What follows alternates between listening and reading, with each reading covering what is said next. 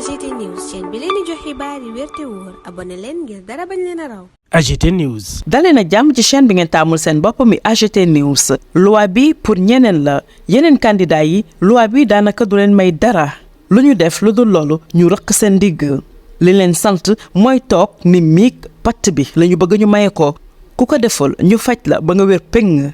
nañu laaj Gakou mi nga xam ne dafa organisé woon ab meeting police moo ko gane si tas béréb ba gàddu matériel ba yóbbu gannaaw si gi mu daal di dellu si waat teg matériel bi dàq ñépp ñi nga xam ne ñoo fa nekkoon. jamono bi nga xam ne ñu ngi koy aaye boobule meeting jàppale ne candidat bu nguur ak Sénégal jamono boobee mu ngay amal ay inauguration infrastructure ànd ak mbooloo mu takku ci armée mexicaine bi nga xam ne ñoom ñoo fi des.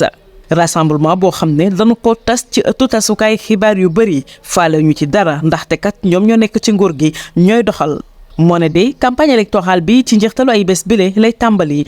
candidat bi nga xam ne premier ministre la daal di wan gannaaw bërëbu liggéey kaayam doon wër ci këru diine yi fii ci réewum Sénégal séddale fa koppar yu ne muut lépp nag mu ngi ko def ci jumtukaay yi nga xam ne nguur ak Sénégal moo ko jox. jëf ji nag am ba ci gundaar kàmm CNRA bi nga xam ne tey dañ ko mën a méngale ak gendarme ci ëttu tasukaayu xibaar yi amul benn motif boo xam ne teg na ko ngir galgal lu ni mel na.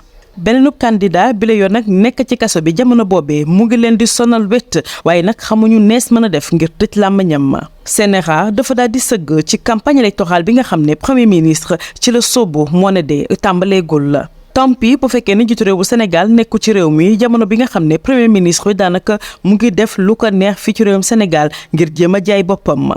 donte ne sax bés bi yàlla sàkk ñu ngi ci ëttu tasukaay xibaar yi ci mim réew ak biti réew terewul benn yoon waa Pastef daal leen duma ci wàllum vue. Amadou Ba amul cas amul bayre daanaka fi mu nekk nii day bàyyi ba jaan wi romb mu topp ci wotetet gi.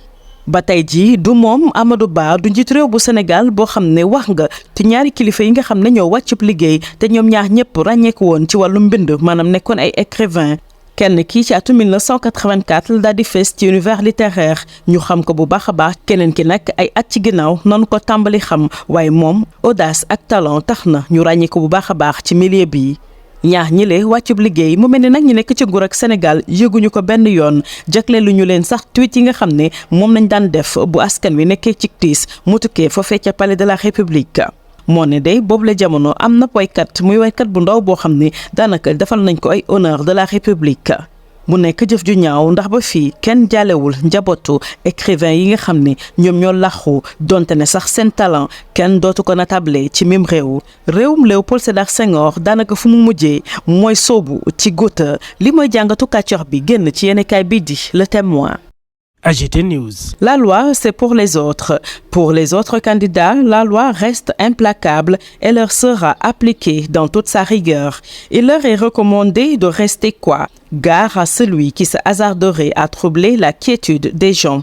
Allez demander au candidat Gakou qui a vu la police débarquer à son meeting pour mettre fin à son rassemblement avant de revenir comme un enfant pris en faute, remettre le matériel en place et déguerpir. Pendant qu'on lui interdisait virilement son rassemblement, le candidat du pouvoir déroulait son plan à travers des inaugurations d'infrastructures avec une forte mobilisation de ce qui reste de l'armée mexicaine. Des rassemblements fortement médiatisés par celui qui n'a plus aucune pudeur quand il s'agit de faire plaisir à son camp. Alors que la campagne électorale débute ce week-end, le candidat Premier ministre a déserté ses bureaux pour faire le tour des foyers religieux avec l'argent et les moyens logistiques de l'État. À cette duperie, celui qui joue le rôle de gendarme de l'audiovisuel au motif qu'aucune disposition n'est prévue pour le cas du candidat en prison et qui leur tire la langue, ferme pudiquement les yeux sur la couverture de la campagne électorale avant l'heure du Premier ministre candidat. Tant pis si le chef est hors du pays et si son Premier ministre se pavane comme une rombière pour mieux se faire vendre. Même l'occupation permanente des médias nationaux et français ne semble pas en mesure de le sortir de l'anonymat au point qu'il se fasse battre au niveau de l'audimat par un membre de Pastef qui a récolté plus de vues que lui. Le pauvre, toujours dans le racolage, il ne s'est point préoccupé, ni lui ni son chef, de la disparition de 2 belles plumes L'une avait connu la consécration depuis 1984 et s'était construite un univers littéraire reconnu par la critique. L'autre est venue sur le tard et a éclaboussé la scène littéraire par ses audaces et son talent. Les deux illustres écrivains sont partis presque dans l'anonymat et n'ont même pas eu droit au traditionnel tweet du palais quand la nation perd un de ses valeureux fils. Triste, ces deux belles plumes royalement ignorées, un jeune chanteur a eu tous les honneurs de la République, bien entendu en termes de dividendes électoraux. Cette visite rapporte plus que d'aller présenter ses condoléances aux familles éplorées des deux écrivains, fussent-ils talentueux. Le pays de Senghor est décidément tombé bas. Telle est la rubrique de Kathior B parue dans le quotidien Le Témoin. AGT News.